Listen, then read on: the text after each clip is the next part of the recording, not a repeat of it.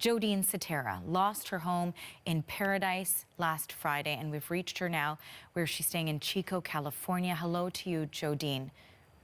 Hi.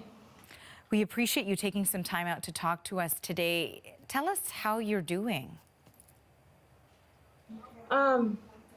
Strangely enough, I'm really hopeful. The community, the community support has been profound. People are doing remarkable things from everywhere in the country, and I just happen to be in a place where I get to see that effort every day. So it's been really awesome and really part of the healing process. And we know for so many people living in this area, it's just been an ongoing nightmare. Can you take us back to what happened last week to you? Well, I was fortunate because I came to work early that day on Thursday. I came to work at 7, so it's about a 20-minute drive to Chico.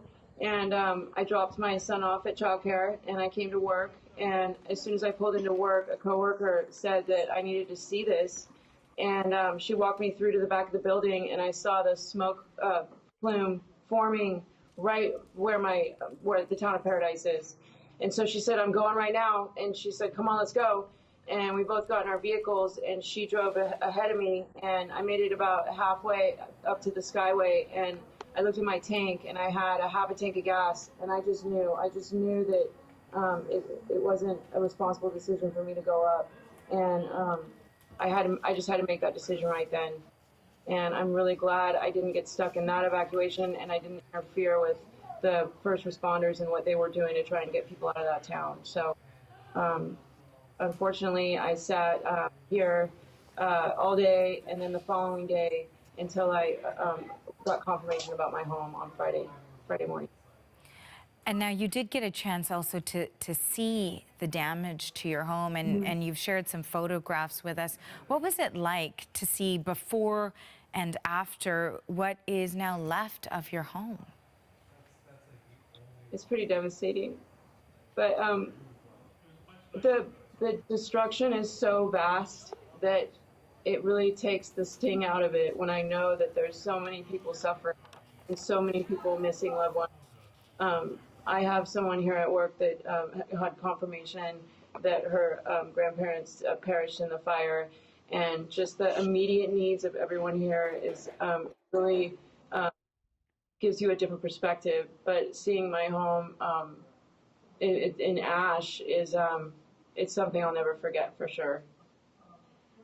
Now, you're saying that your colleagues, because you actually work for the Salvation Army, so not only are you dealing and coping with your own devastating situation, you're trying to help other people also deal with all sorts of different types of loss that they're faced with because of this fire. So how is that maybe cathartic for you, or how is it helping these other individuals? Well, as the needs arise, I mean, this is such a vast situation. The needs are arising different every day. So, as we located employees, we tried to find out where they were at. We got confirmation that one of our locations up in Paradise had burned. So, just trying to figure out what the immediate resources are for those employees has been a welcome distraction. I don't know how to put it any other way. Making sure that people get what they need, trying to get the most up-to-date information for them. And then we also have the adult rehabilitation program here. So we have 30 men and 20 women that are going through a 6-month residential treatment program. So reuniting them with their families, making sure that all those welfare checks went out, that they got calls to their family that morning, and following up on all that has been, it's just been one thing after another. Just making sure that we get to the people that need us the most. At least you can call it, I guess, a welcome distraction, and that's a very positive way of looking at it, the fact that you're helping so many other individuals who are going through exactly the same sort of, traumatic incident that you're going through yourself. And we know that you've got a 3-year-old son you mentioned. How is he coping with all of this? How are you able to help him deal with this loss? Well, I did some research, and I guess the advice that I got was that to be transparent, to be honest, and to make sure that he knows what's happening. last night he did tell me that, Mama, when we build a house, can we make sure that it's the kind of house that can't burn down?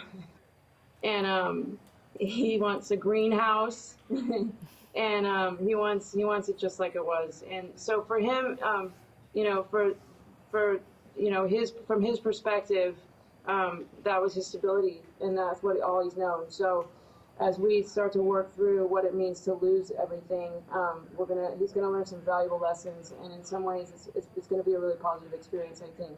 And these kids are going to be bonded in a way in Butte County that is just remarkable. And I really think that there is hope in all of this, and it's come out in a really profound way.